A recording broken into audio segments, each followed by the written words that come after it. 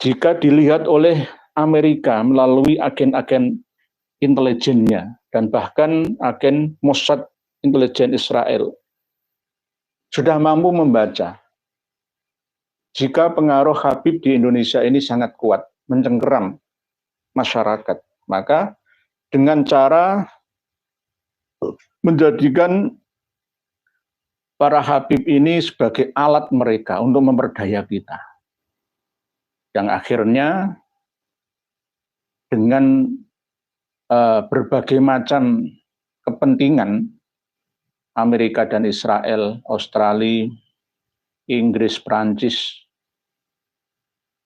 Singapura akan tetap mencengkeram kita.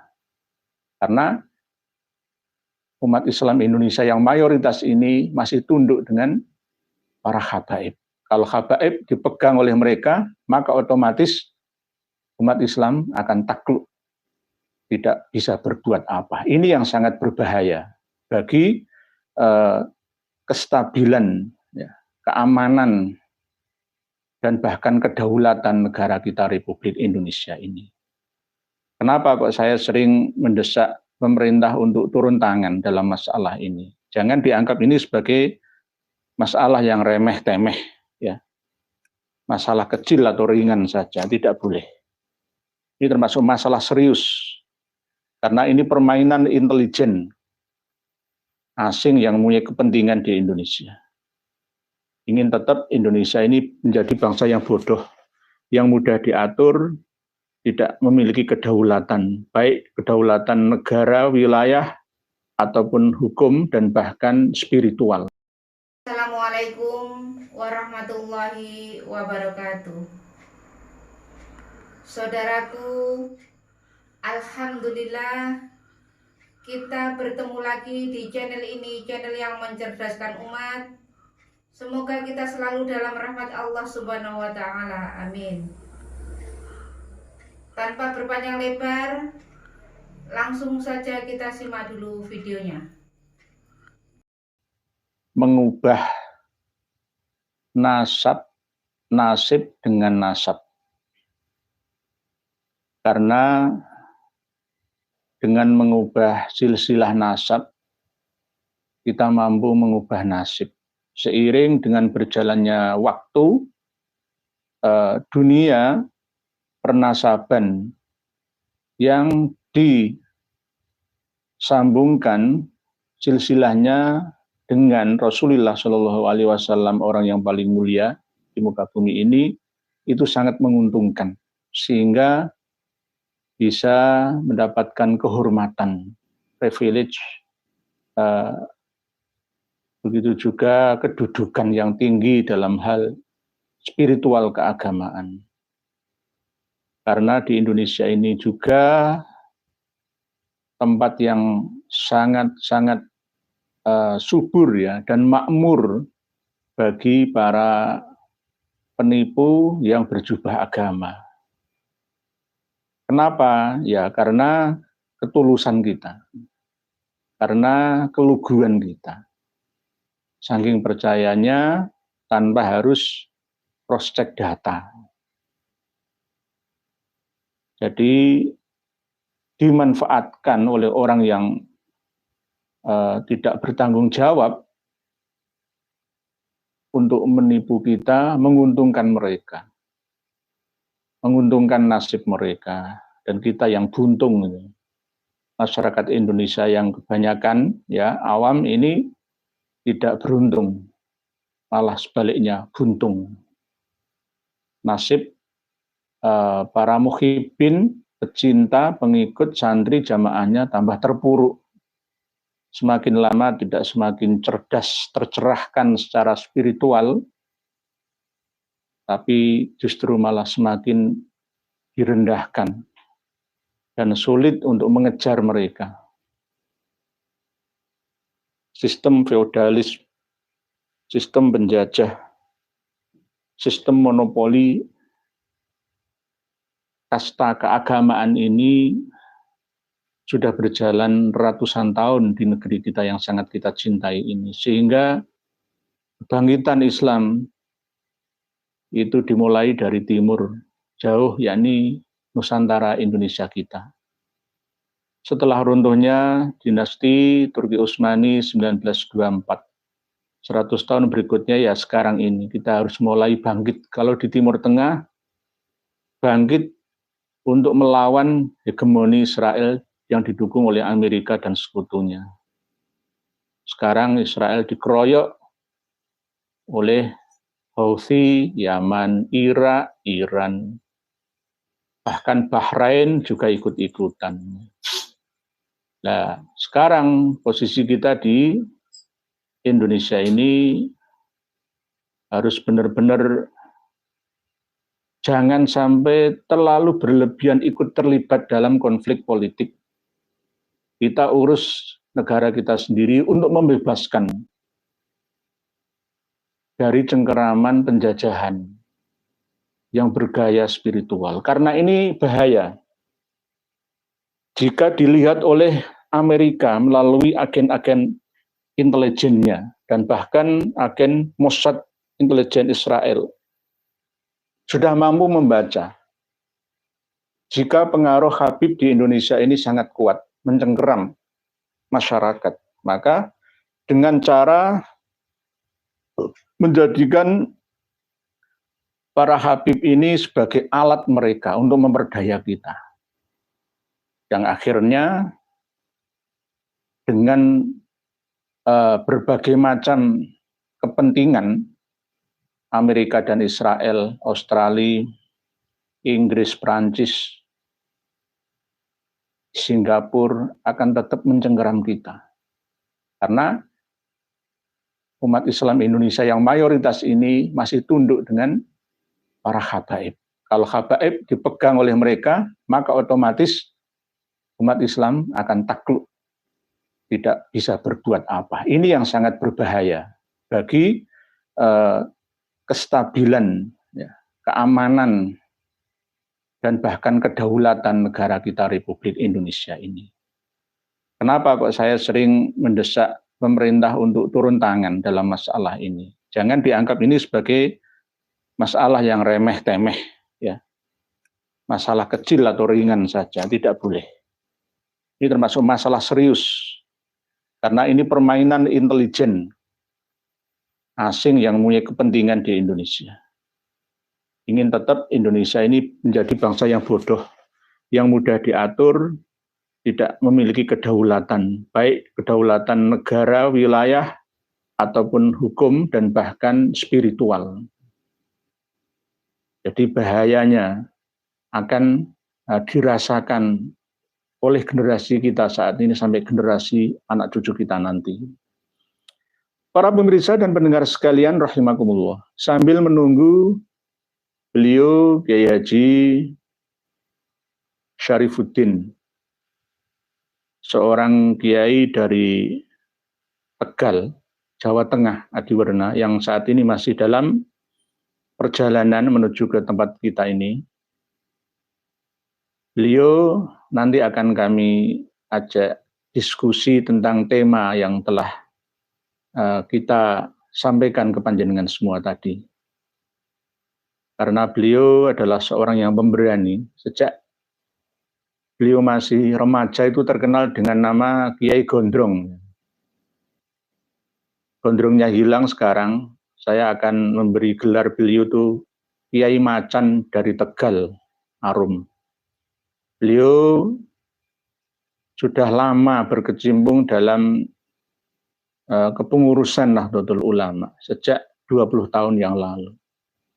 Jadi tidak diragukan lagi bagaimana loyalitas beliau terhadap Jamiah Nahdlatul Ulama ini. Beliau insya Allah akan memberikan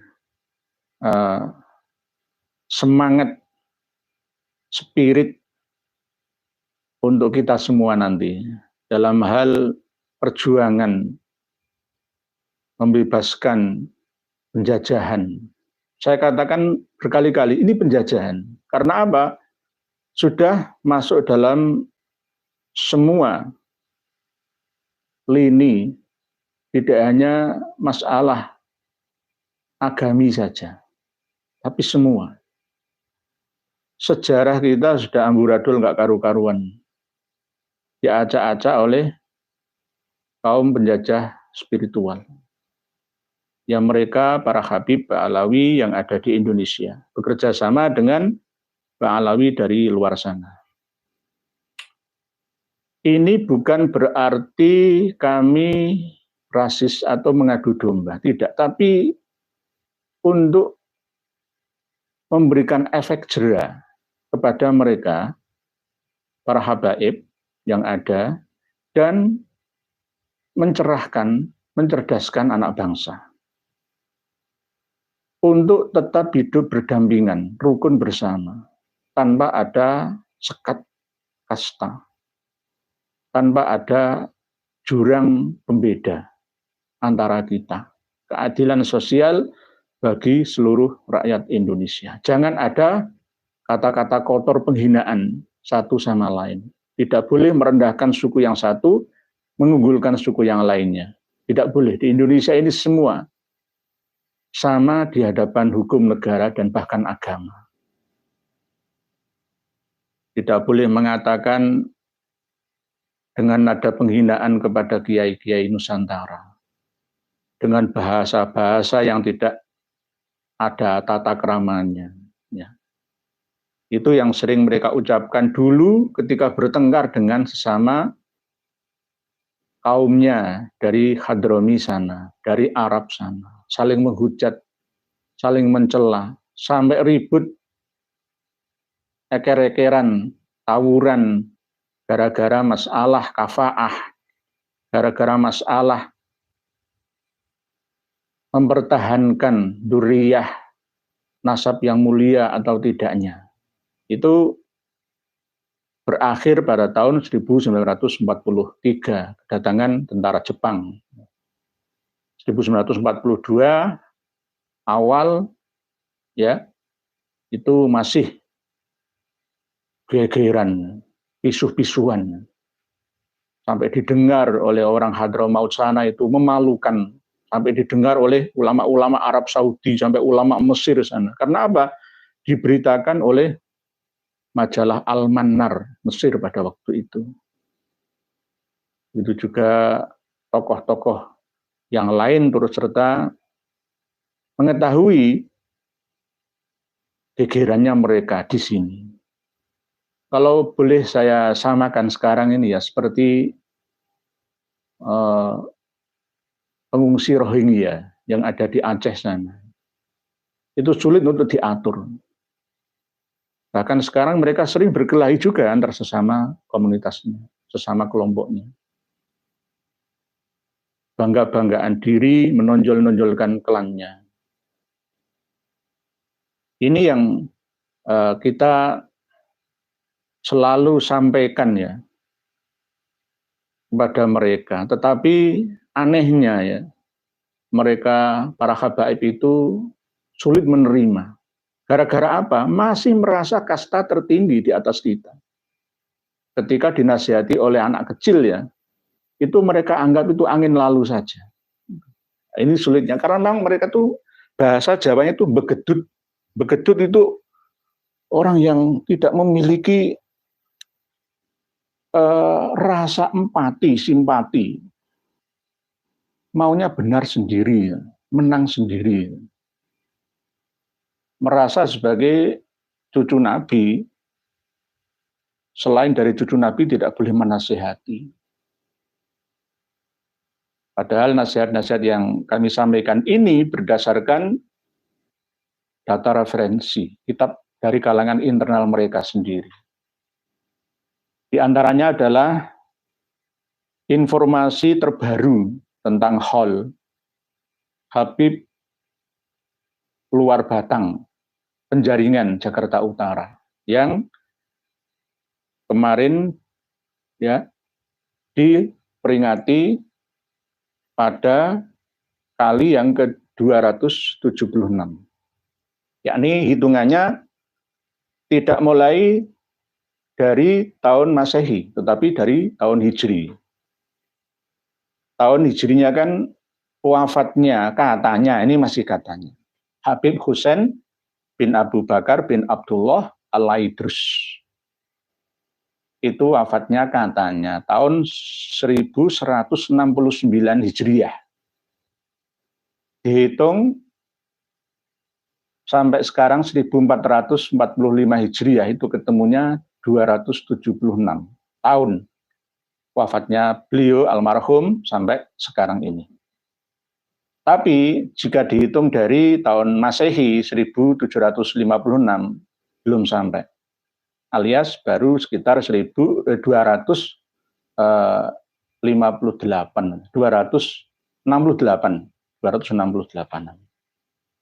Ada selisih sekitar 8 tahunan karena berbeda antara tahun Hijriah dan tahun Miladiyah atau Masehi itu. Beliau Habib Husain bin Abu Bakar bin Abdullah Al-Aidrus itu sebenarnya apakah makamnya benar di luar Batang sana atau tidak? Yang menemukan pertama kali berdasarkan kasfi itu adalah Habib Utsman bin Yahya yang katanya mufti Batavia. Sebelumnya hanya berdasarkan ada tulisan ketika Masjid An-Nur dipugar menjadi Masjid Keramat Luar Batang, itu ada tulisan 1756. Tapi tidak bisa dipastikan apakah di luar Batang itu benar-benar makam beliau Habib Husain bin Abu Bakar Al-Aidrus. Karena nama besarnya ini mencangkok dengan Habib Husain bin Ahmad Al-Qadri dari Kesultanan Matan, Sukadana, Kalimantan Barat, lalu pindah ke Kesultanan Mempawah. Yang akhirnya nama besar itu dicangkokkan ke Habib Husain bin Abu Bakar Al-Aidrus ini. Ini baru saya yang bahas ya. Belum ada channel lain yang menerangkan ini. Karena seiring dengan data yang kami miliki ya, bahwa Habib Keramat Luar Batang, Habib Husain bin Abu Bakar Al-Aidrus itu sebenarnya bukanlah seorang tokoh besar, tapi dibesar-besarkan.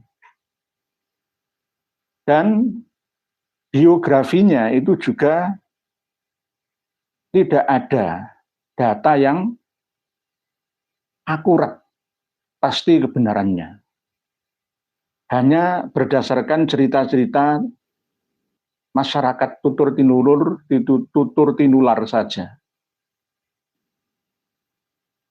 Untuk menjaga keautentikan data, itu harus ada bukti yang tertulis di masanya. Sekali lagi, jangan tanyakan surah wal istifadhahnya. Harus ada datanya, karena itu ada pada abad 18 Masehi. Kan ya tidak terlalu lama lah ya, menjelang 19 Masehi.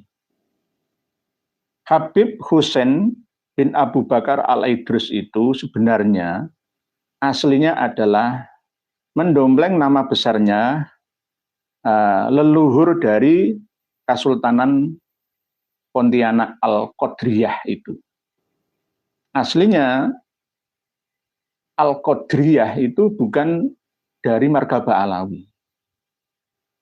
Tetapi karena sudah kadung sejarawan sini, Malaysia sana, ya, sampai diakui ke sejarawan dan ahli nasab kelas dunia, Hadramaut sana, maka akhirnya Al-Qadri ini sesuai dengan kitab Khidmatul Asyirah, berdasarkan kitab Syamsuddhahirah, ya, masuk dalam keluarga Ba'alawi. Al-Qadri. Padahal sebenarnya Husain bin Ahmad Al-Qadri itu asli kelahiran India.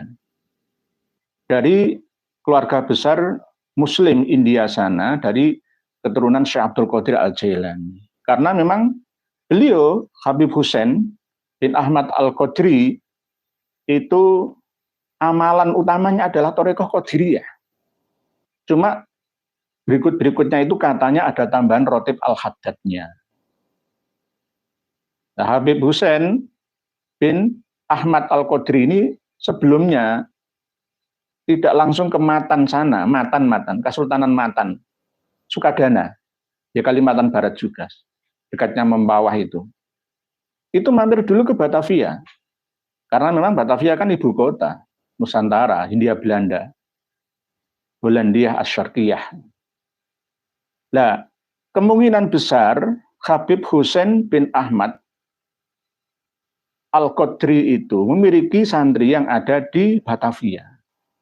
Lalu yang dimakamkan di luar Batang situ kemungkinan santrinya atau muridnya. Atau bahkan juga cucunda dari Habib Hussein bin Ahmad Al-Qadri. Yakni di situ kan ada ceritanya sebelahnya makam Habib Hussein bin Abu Bakar bin Abdullah Al-Aidrus itu kan ada makam katanya Haji Abdul Qadir katanya kan gitu nih. Itu justru kemungkinan adalah cucunda dari Habib Hussein, yakni anaknya Syarif Abdurrahman Al-Qadri yang bernama Syarif Abdul Hamid, menantunya Sultan Mahmud Badarudin II dari Palembang. Ceritanya sangat panjang. Sultan Mahmud Badarudin II itu kan seorang pahlawan, diakui ya, menjadi seorang pahlawan tahun 1984, sudah ada SK-nya, karena perjuangan beliau yang sangat berat dalam melawan Belanda dan Inggris atau Company dan Inggris itu. Menantunya yang membantu Sultan Mahmud Badarudin II, Palembang, Darussalam, Palembang itu Kesultanan Palembang Darussalam. Sampai semua keluarganya dibuang ke Ternate, dibuang ke Ende, dibuang ke Toraja, dibuang ke Kupang, ya, ke paling utara dan selatan Nusantara. Bahkan ada juga yang terbunuh. Nah, di antara yang terbunuh dan ditawan oleh Belanda dibawa ke Batavia yaitu Syarif Abdul Hamid, menantu dari Sultan Mahmud Badarudin II Palembang. Nah, kemungkinan dimakamkan di situ atau tidak, wallahu a'lam, ini masih dalam penyelidikan kami. Apakah makam Haji Abdul Qadir itu beliau dari marga Al-Qadiri? Sebelum ada marga Habib pada Kesultanan Mempawah dan Pontianak, itu mereka Syarif, gitu. Syarif. Jadi Syarif Hussein bin Ahmad Al-Qadri, karena bermarga dari Irak, Syekh Abdul Qadir Al-Jailani Al-Kailani itu. Al-Qadri. Kenapa Al-Qadri tiba-tiba berubah menjadi Ba'alawi? Nah, kalau Ba'alawi harusnya kan Habib ya, walaupun tahun 1700-an lah ya, tetap kan Habib. Ini Syarif Hamid Abdul Hamid II misalkan. Syarif Hasim misalkan. Syarif. Sama seperti Sultan Mahmud Badarudin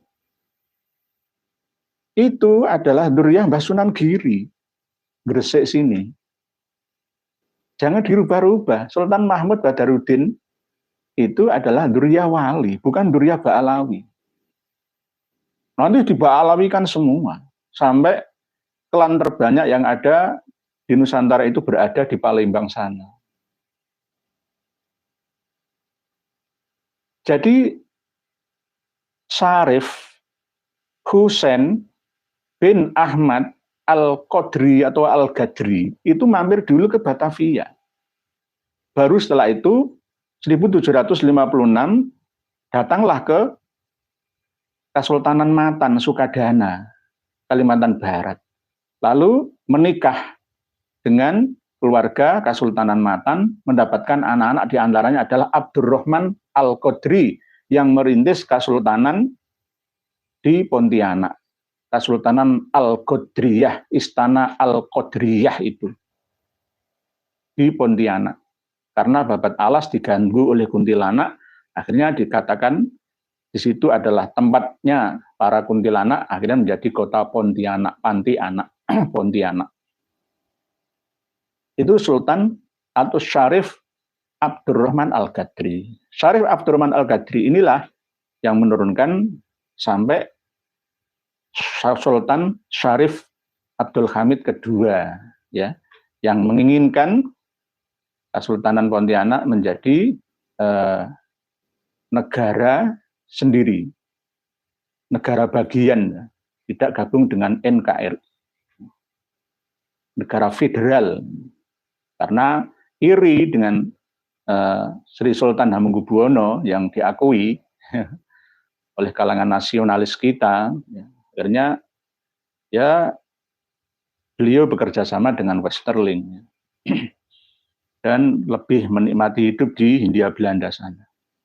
Nah, ini Syarif bukan Habib, tetapi sudah kadung diklaim menjadi Habib. Kembali kepada bahasan tentang penipuan antara Al-Qadri dengan Al-Aidrus dan Al-Aidid yang telah kami sampaikan kepada panjenengan semua, bahwa Habib Husain Luar Batang atau Habib Husain bin Abu Bakar bin Abdullah Luar Batang, Penjaringan, Jakarta Utara itu bukan makam yang sebenarnya. Kemungkinan hanya petilasan saja atau santri pengikutnya Habib atau Syarif Husain bin Ahmad Al-Qadri yang ada di Mempawah. Makamnya ada di Mempawah, wafatnya pun beda. Wafatnya Habib Husain bin Ahmad Al-Qadri itu tahun 1771 Masehi. Dimakamkan di Sebukit Rama Mempawah. Makamnya ada di sana. Terus makam Luar Batang ini bagaimana? Nah, makam Luar Batang ini yang pertama kali menggunakan ilmu kasfi menemukannya adalah Habib Usman bin Yahya, Mufti Batavia itu. Data-data sudah kami cari dalam referensi yang kami miliki, dokumen-dokumen yang kami miliki, bahwa Habib Husain bin Abu Bakar Al-Aidrus Luar Batang itu masih simpang siur. Lah kok ada makamnya? Lah makamnya kan baru dibangun tahun 1910-an itu. Abad 20-an itu. Sebelum Indonesia merdeka. Berdasarkan mukasyafahnya Habib Usman bin Yahya. Karena pada waktu itu dicari juga tokoh yang hampir sama seperti Habib Luar Batang, yakni ditemukan lagi berdasarkan mukasyafahnya Habib Lutfi, laporan dari Haji Entoh, adik Abu Ya'uci Turtusi Cilongok, Pasar Kemis, itu katanya juga menemukan makam dari saudaranya Habib Husain bin Abu Bakar Al-Aidrus ini. Padahal sejarahnya Habib Husain bin Abu Bakar Al-Aidrus itu berangkat dari Hadramaut lewat Surati atau Gujarati India, lalu sampai ke Batavia. Tanpa membawa saudara, karena memang tidak memiliki saudara. Simpang siur, katanya oh ada dengan pamannya juga. Terus umur berapa? Umur berapa? Ini juga masih simpang siur. Nggak jelas. Katanya mengislamkan negeri India, Gujarat sana, dengan tongkatnya memukul tempat sehingga keluar airnya, sehingga orang sana banyak yang masuk Islam. Itu kan cerita-cerita yang tidak ada dasarnya. tidak ada dasarnya. Umur berapa? Beliau yatim piatu sejak kecil katanya. Ibunya meminang menenun lah ya, memintal benang itu, terus ingin merubah nasib karena pernah mendengar cerita di negeri nun jauh di Hindia Belanda sana, ya di Indonesia Nusantara ini, tempat subur berkembangnya Islam. Lalu ingin ikut mengadu nasib ke negeri kita ini. Akhirnya datanglah ke India, lalu di sana ada yang mengatakan 3 tahun, lalu berlayarlah dengan sampan kecil ya ke Batavia, ke Sunda Kelapa, ke Jakarta kalau sekarang. Dan di sana tidak sampai menikah dan tidak punya anak, belum umur 40 tahun sudah meninggal dunia. Tapi Habib Lutfi bin Yahya beda sendiri mukasyafahnya. Tidak. Habib Husain bin Abu Bakar al-Idrus, Habib luar batang itu memiliki anak perempuan yang namanya Syarifah Fatimah.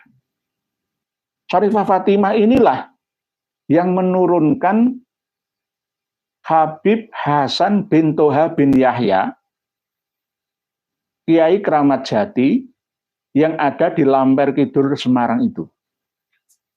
Dan di kholi sekarang 179 kali itu, sejak meninggalnya. Singo Barong plus KRT Sumodindingrat. Aneh ya kan? Aneh ya kan? Umurnya Habib luar batang itu 69 tahun. Katanya, versinya, beliau Habib Lutfi bin Yahya. Dulu waktu ditemukan makam luar batang itu oleh Habib Utsman bin Yahya, sekarang diteruskan oleh Habib Lutfi bin Yahya, sama-sama Yahyanya.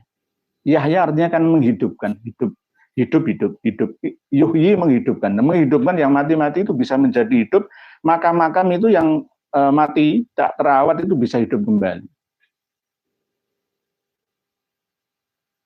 Jadi sampai nanti ke silsilahnya Pangeran Diponegoro juga. Jadi Diponegoro itu Pak Alawi. Gitu. Bahkan sekelas UNES, Universitas Negeri Semarang saja itu dijak ziarah oleh beliau ke makam KRT Sumodindingrat Lamper Kidul Semarang itu. Sampai sekelas perguruan tinggi negeri saja bisa diprank, bisa dikibuli oleh seorang tokoh yang tidak benar-benar mengerti sejarah. Itu sekelas akademisi loh ya. Universitas Negeri Semarang. Apalagi sekelas Buya Yahya, sekelas Buya Kurtubi, sekelas Kiai Idrus Romli, sekelas Gus Kausar, sekelas Gus yang Rembang itu Gus Najih Maimun, sekelas Gus Koyum, lewat sekelas orang yang berpendidikan tinggi, di kampus perguruan tinggi saja bisa kena prank. Tidak hanya itu, gubernur pun ikut, percaya saja. Ya inilah pentingnya kebangkitan kita untuk meluruskan sejarah yang ada. Yang sudah kadung diporak-porandakan, diluluh lantakkan, dirubah semua. 80% dirubah semua oleh mereka. Sampai kita nanti Dr. Sugeng Sugiarto itu pernah nulis ya, para kiai sekarang itu harus berumur panjang. Kalau umurnya pendek nanti 50 tahun lagi akan dibalawikan. Ya memang nggak salah. Oleh sebab itu kita harus berumur panjang, bisa memperjuangkan ini. Jadi kembali ke Habib Husain luar batang. Itu sebenarnya, ya mohon maaf, sekali lagi mohon maaf, hanya sekedar petilasan atau makam dari muridnya Habib Husain bin Ahmad Al-Qodri Membawah, Sebukit Rama, Membawah, Kalimantan Barat itu. Ayahnya Syarif Abdurrahman Al-Qodri. Mbahnya Syarif Abdul Hamid Al-Qodri yang meninggal di Batavia gara-gara ditawan oleh Belanda karena membantu mertuanya dalam memperjuangkan kemerdekaan Nusantara. Sultan Mahmud Badaruddin II itu kan ada di dalam pecahan uang kertas Rp10.000 yang terbitan tahun 2005 itu ya. Sekarang sudah nggak kelihatan lagi. Terbitan tahun 2005 itu. Jadi pahlawan nasional, Sultan Mahmud Badaruddin II, dan diabadikan menjadi nama bandara internasional di Palembang. Labter atau bandara Sultan Mahmud Badaruddin II. Beliau pahlawan, meninggalnya di Ternate karena dalam pengasingan selama 32 tahun. 32 tahun dalam pengungsian pengasingan di Ternate. Keturunannya Sultan Mahmud Badaruddin II ya banyak tersebar di daerah Kupang, ya, Nusa Tenggara Barat, Nusa Tenggara Timur, Tidore, ya, Sulawesi, menyebar. Dan banyak yang tidak memperlihatkan dirinya. Ya sama seperti nasib Kiai Nusantara sejak zaman setelah selesainya Perang Jawa. Sultan Mahmud Badaruddin II itu keturunan Mbah Sunan Giri, saya Anul Yakin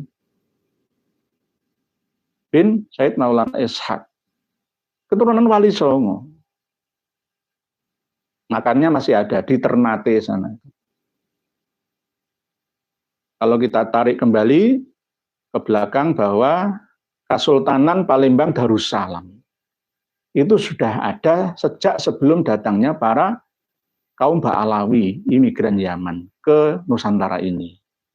Walaupun secara bergelombang ya, orang-orang dari Hadromi, campuran dari Arab juga datang ke sini itu sejak tahun 1750-an ya, itu sudah ada.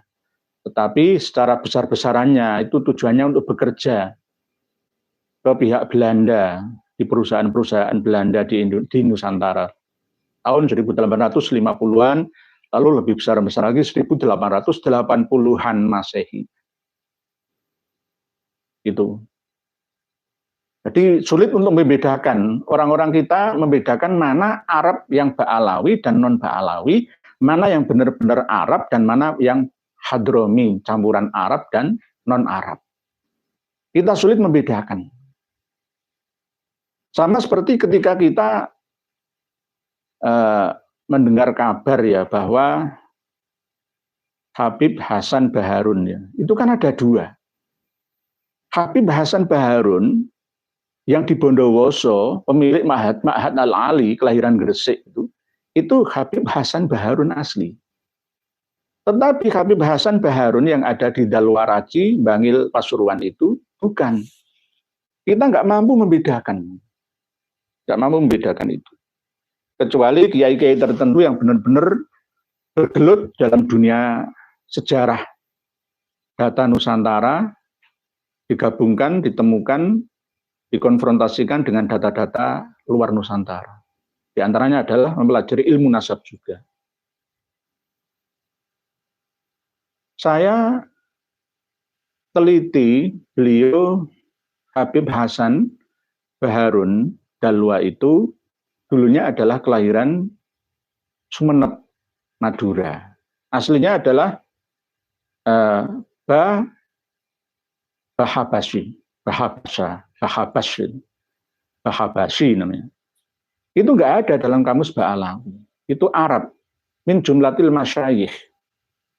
Tapi kenapa kok tiba-tiba menjadi Ba'alawi? Dapat marga Baharun ini, itu bagaimana? Lah inilah prosesnya. Jadi kalau kita bongkar-bongkaran semua, ini penuh dengan kebohongan. Penuh dengan kebohongan. Kalau bin Sahil itu ada di dalam Khidmatul Asyirah, ini ada. Di dalam kitab Syamsul Dhahirah, ada. Bin Sahil itu ada. Tapi kalau Bahabasyi itu enggak ada. Itu adalah sama seperti Syekh Ali Jabir itu. Seandainya Syekh Ali Jabir itu datangnya sebelum Indonesia merdeka, niscaya beliau akan menjadi Habib. Habib Ali Jabir. Mungkin Al-Baiti lah, atau An-Nahari lah, atau Al-Ahdali atau Al-Qudaimi atau Al-Haddad, mungkin tergantung minta pilih yang mana lah ya. Pilih yang mana yang sesuai. Saya menyampaikan ini berdasarkan apa? Data. Gitu loh. Kalau ada yang membantahnya, ya silakan buktikan juga dengan data. Jangan fitnah belaka. Jadi jangan berbohong lah ya, jangan berbohong. Jangan sampai kita menjadi pembohong dan mengingkari nasab kita sendiri. Kalau nasab kita bukan dari Ba'alawi ya nggak usah Ba'alawi. Nggak usah malu-malu lah ya. Nggak usah malu-malu. Jujurlah. Karena ancamannya adalah neraka. Kesengsaraan dunia sampai di akhiratnya. Kembali ke Habib luar batang. Sampai sekarang penemunya berdasarkan mukasyafahnya Habib Utsman bin Yahya itu, Habib Utsman bin Yahya itu sendiri makamnya itu tidak jelas. Dan bahkan tidak ada jasadnya. Wah, ini aneh-aneh saja ini loh. Saya berani bertaruh makam Mbah Priyo itu sebenarnya makamnya siapa? Apakah ada di situ? Nggak ada. Nggak ada makam itu, nggak ada. Makamnya ada tapi tidak ada jasadnya. Makam luar batang itu hampir sama seperti kasus yang ada di Gubah Al-Haddad di Priok itu. Mbah Priok itu bukanlah Habib Muhammad Al-Haddad, itu bukan. Aslinya Mbah Priok itu ya orang asli sana, orang Betawi asli lah ya. Ya, rakyat Tarumanegara yang berjualan priuk di pinggir kali ya, sebelah Ciliwung itu ya, untuk dijual belikan ke para pendatang melalui perahu-perahu dari luar pulau ya, luar Betawi, Mbah Priuk. Tapi akhirnya nama Priuk itu diakui menjadi nama seorang Habib. Maka Mbah Priuk Gubah Al-Haddad. Nah inilah kadang-kadang yang perlu kita cermati bersama, bahwa kita ini kadang-kadang hanya berdasarkan cerita orang yang kita percaya, lalu kita begitu saja mudah mempercayainya, tanpa mau cross-check data. Saya menyampaikan seperti ini, jenengan juga jangan percaya 100% dulu. Mungkin 50% atau 60% menunggu terus apa yang nanti akan kami sampaikan kepada panjenengan semua. Kami berani menyampaikan ini karena berdasarkan data. Data-data ya selain apa yang kami pelajari selama ini juga berdasarkan dari guru dan leluhur-leluhur kami dulu. Makamnya Habib Utsman bin Yahya itu tidak ada. Nggak ada. Makamnya di mana itu nggak ada. Yang ada sekarang itu nggak asli, nggak asli. Wah, sering mengatakan seperti itu. Iya, iya, nggak ada. Kenapa? Kok nggak ada? Wong tokohnya itu ada, kitabnya peninggalannya itu juga ada. Pada waktu Gubernur Jakarta Ali Sadikin ya, memiliki program memindahkan makam-makam untuk dipindah ke Tanah Abang. Makam Habib Utsman bin Yahya ini digali. Ternyata tidak ditemukan jenazahnya, entah moksa, sirna, atau tidak ada, atau bagaimana.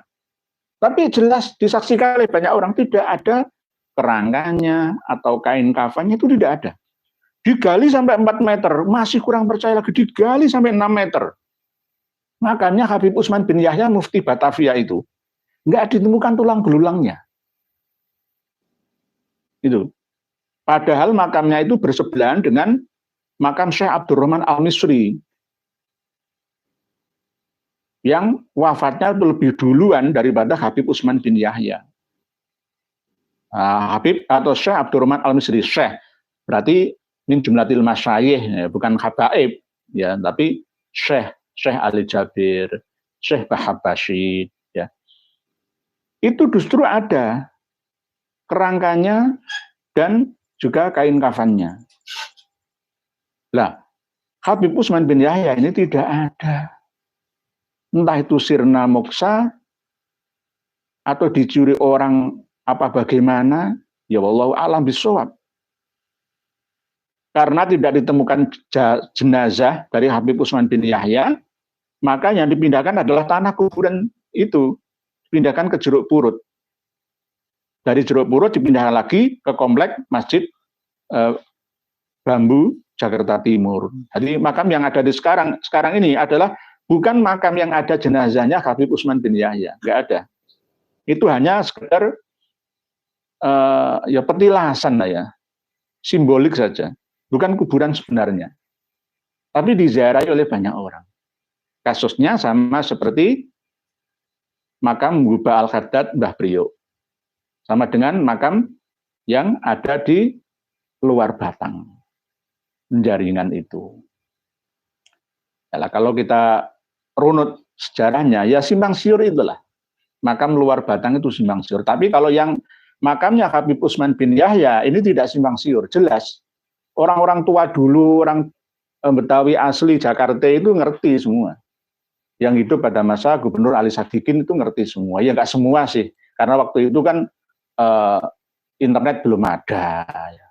Berita juga tidak secepat sekarang beredarnya. Harus melalui surat kabar dulu, televisi, TVRI, dan tidak bisa dikonsumsi oleh semua orang. Tapi yang sepuh-sepuh, tokoh-tokoh yang belum almarhum loh ya, pasti tahu.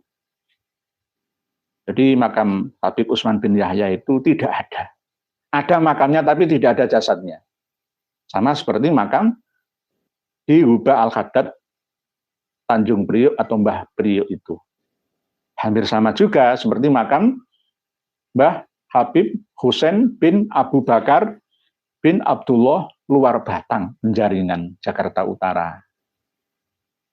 Jadi yang ada di sebelahnya makam Habib Husain bin Abu Bakar itu adalah Haji Abdul Qadir yang katanya juga simpang siur. Itu muridnya, mu'alaf dari Cina yang membantu beliau. Tidak jelas. Nah, kemungkinan juga malah justru Habib Abdul Qadir itu adalah Syarif Abdul Hamid Al-Qadri, ya, yang ditawan, dibawa dari Palembang oleh Belanda ke Batavia, lalu meninggalnya kemungkinan ya di situ, di sekitar situ. Lalu setelah Habib Utsman bin Yahya, berdasarkan ronsen makamnya itu, akhirnya diputuskanlah itu adalah makam keramat luar Batang Habib Husain bin Abu Bakar bin Abdullah Al-Aidrus. Al-Aidrus. Kenapa dinamakan Al-Aidrus? Karena Al-Aidrus itu adalah memiliki arti Samsus Sumus, yakni mataharinya matahari. Al-Aidrus itu artinya adalah Samsus Sumus, mataharinya matahari. Yakni filosofi dari orang yang bisa merubah jiwa manusia menjadi baik. Penerang jiwa umat Islam yang ada, Al-Aidrus. Jadi Al-Aidrus itu pertama kali adalah Habib Abdullah Al-Aidrus bin Habib Abu Bakar As-Sakron. Jadi Habib Abdullah Al-Aidrus itu saudaranya pengarang kitab Al-Burqah Al-Musyiqah fi Libasil Khirqah Al-Aniqah Habib Ali bin Abu Bakar As-Sakron. Lah, Habib Abu Bakar As-Sakron bin Habib Abdurrahman As-Saqqaf atau As-Saqqaf. Habib Abdurrahman As-Saqqaf bapaknya adalah Habib Muhammad Maulad Dawilah yang meninggal tahun 765 itu. Muhammad Dawilah ayahnya adalah Ali Sohibud Darok. Ayahnya Ali adalah Alwi Al-Ghuyur. Ayahnya Alwi Al-Ghuyur adalah Muhammad Al-Faqihil Muqaddam. Muhammad Al-Faqihil Muqaddam, ayahnya adalah Ali. Ali memiliki saudara yang bernama Alwi juga. Nah, Alwi ini memiliki keturunan Abdul Malik yang terkenal dengan katanya Azmat Khan yang ada di India dan Abdurrahman. Nah, ini menyambing ya. Jadi Alwi ini Amul Faqih, pamannya Al-Faqihil Muqaddam. Nah, Muhammad bin Ali Al-Faqihil Muqaddam, ya, ayahnya kan Ali. Ali anaknya Muhammad Sohib Mirbad. Muhammad Sohib Mirbad itu anaknya Ali Kholik Kisam yang simpang siur datanya, yang aslinya meninggalnya itu tahun 729 Hijriah. Padahal di kitab-kitab karya internal Ba'alawi itu tahun 500-an, 507 Hijriah. Ada yang mengatakan 527 Hijriah, macam-macam. Nah, Ali Kholik Kisam anaknya Alwi. Alwi anaknya Muhammad. Muhammad anaknya Alwi. Alwi anaknya Ubaidillah. Ubaidillah anaknya Ahmad Al-Muhajir. Ahmad Al-Muhajir bin Isa bin Muhammad bin Ali Al-Uraidi bin Ja'far Shodiq bin Muhammad Al-Bakir bin Ali Zainal Abidin bin Husain bin Ali bin Abi Thalib wa bin Fatimah Az-Zahra binti Rasulullah Shallallahu Alaihi Wasallam. Jadi Ba'alawi semua. Itu marga Al-Aidrus. Al-Aidrus. Sampai kemarin pada waktu haul yang ke-276 itu, ceramah yang paling lama saya ikut ya menyimaknya, yakni Habib Novel Al-Aidrus. Ya. Isinya sama saja. Mendoktrin untuk mencintai Nabi, ya, mencintai keluarga Nabi, ya pasti itu saja. Dan menurut kami ini tidak perlu didengarkan. Dianggap seperti anak kecil bertanya pertanyaan Kiai Haji Imaduddin Usman, jawablah 12 pertanyaan ini kalau bisa. Mereka nggak mau menjawab karena apa? Alasannya nggak usah dilayani, nggak usah diladeni. Kalau saya, pertanyaan saya malah lebih banyak lagi dari beliau pertanyaan Kiai Haji Imaduddin Usman. Pertanyaannya Kiai Haji Imaduddin Usman saja nggak bisa jawab. Nanti tak tambahi pertanyaan lagi, ya malah nggak bisa jawab, ya numpuk-numpuk. Ya. Habib Novel Al-Aidrus dari Solo itu masih tetap penyakitnya. Masih tetap penyakitnya. Kalau kita lihat nih, Habib-habib yang ada itu kan wajahnya bukan wajah Arab, kebanyakan campuran India, ya, campuran ya Pakistan, ya, ya memang tidak murni ya, namanya ya seiring perkembangan waktu ya, maka perubahan fisik itu tetap ada seiring dengan makanan dan iklim yang ditempatinya. Mungkin demikian. Bismillahirrahmanirrahim. Bismillahirrahmanirrahim. Ada yang mulai dari awal? Dari Ibu Muji. Menir Semit baca kitab dari kiri ke kanan mengaku darah Nabi. Dari Ibu Muji. Nggih. Dari kiri ke kanan. Nggih. Kalau Arab itu dari kanan ke kiri. Kalau Latin dari kiri ke kanan. Nggih. Mungkin disamakan seperti tulisan Latin. Nggih. Kalau bisa nyungsang ya nggak apa-apa. Nggih. Mak lencai boncai wajah Yahudi Hazar. Nggih. Nggih. Mungkin ada ya benarnya seperti apa yang panjenengan tuliskan. Sapi perah. Sri Winarti Gedabrus. JJ, coba Habib yang ngaku Ahlul Bait tolong revisi Al-Quran dengan ditambahkan bahwa gelar Habib masuk dalam golongan Ahlul Bait Nabi. Berani enggak? Ya kalau untuk kepentingan biasanya Pak JJ ya berani-berani saja. Tapi berani menambahi tafsirnya. Garuda Sakti, Habib Ba'alawi Rohingya Bangladesh. Mungkin ya Rohingya itu campuran ras Arab, ras Bangla, dan juga ras India. Pemburu Ubaid, ngaku cucu Nabi kerjanya ndawirnya. Nonan, Habib itu orangnya lulus uji emisi, seperti motor atau mesin uji emisi. Abdul Razak Bani Abdurrahman. Di tempat saya malahan seperti Bangladesh, katanya darah murni tanpa campuran. Di tempat saya pun nggih, Pak Abdul Rozak Bani Abdurrahman. Di tempat saya jenengan di mana nggih? Seperti Bangladesh. Oh, nggih nggih nggih. Tolong nggih Pak Abdul Razak di daerah mana nggih? Suparmin Wali Apem Alatos. Jadi Muhyiddin Habib hal yang terbodoh sampai gak marah kalau istrinya dicobain apemnya sama Habib. Nggih, ada beritanya seperti itu nggih. Gus Ubat nggih. Saya kemarin sudah kontak dengan Gus Ubat Malang.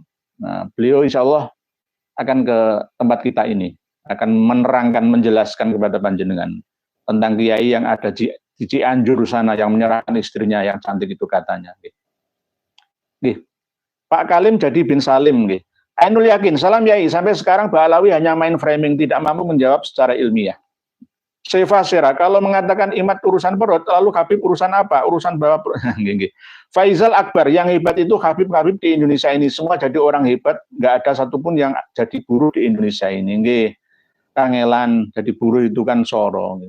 Enak jual agama itu kan langsung dapat kehormatan, keuntungan dunia, ya katanya juga kentangan akhirat. Ini saya sudah dikode sama admin, tapi masih sayang dengan tulisan panjenengan semua ini. Nih, saya akan membaca sebagian sih, saya masih nawar ini. Fadil Muhammad, ABD Abdi AZ, Anda ini jongos ke Habib, apa Habib? Komentarmu sangat kelihatan bencinya jika tesis Kiai Imat salah. Menurut Anda buktikan dengan keilmuan bukan kebencian. Kiai Imat sudah bilang, berani bertanggung jawab dunia dan akhirat secara ilmiah akan fatwanya bahwa Habaib Alawi itu bukan keturunan Kanjeng Nabi Muhammad SAW. Saya pun tidak hanya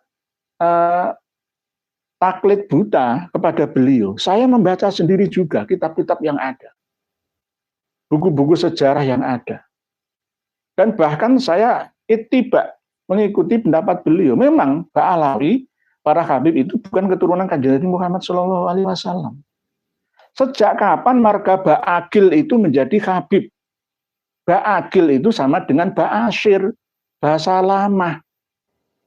Ada banyak, ya, ada banyak marga Arab yang bukan Ba'alawi tapi diba'alawikan. Tak bacakan semua, ya, biar panjenengan jelas, nggih. Bentar, tak bacakan singkat aja.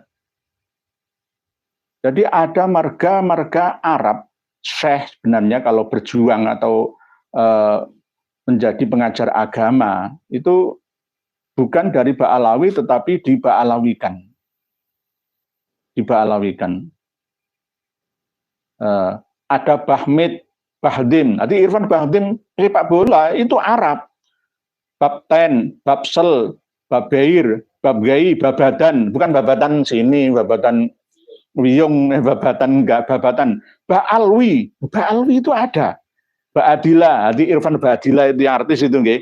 Ba'abud, Ba'tu, Ba'sin, Ba'doh, Ba'dib, Ba'bud, Ba'asyir, Ba'zau, Ba'zara, Ba'zar'ah, Ba'tebah, Ba'syaib, Ba'surah, Ba'siul, Ba'sidawi, Ba'sendid, Ba'kosir, Ba'nahsan, Ba'khairi, Ba'joban, Ba'jeber, Ba'jabir, Ba'jasir, Ba'jamal, Ba'jamin, Ba'jabir, Syahli Jabir, Baharun. Jadi Baharun itu ada yang Ba'alawi, ada Bagabas, Bagabasi. Bagabas itu ya itu. Ayah dan kakeknya Habib Hasan Baharun Dalwa, ya. Bukan yang Hasan Baharun